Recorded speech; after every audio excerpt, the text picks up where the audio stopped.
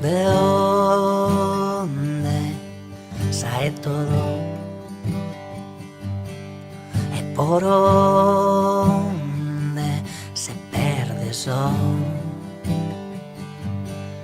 Para onde vai e por que desaparece ao final. Recuperar.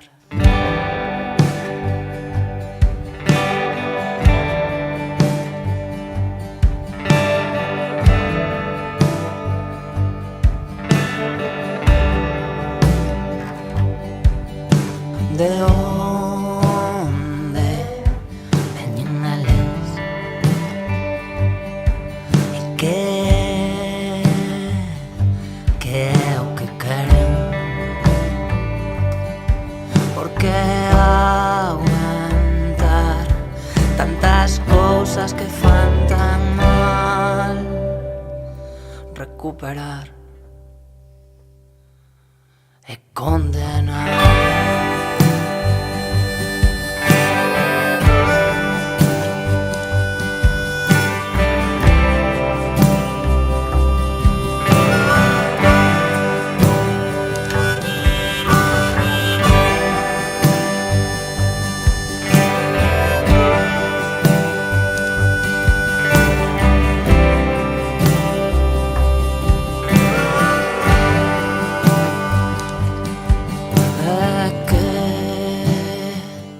Se sabe de él, ¿por qué tanto confiar en él? Se ninguén o viu, non se sabe de onde saiu, nin se existiu, nin se existiu.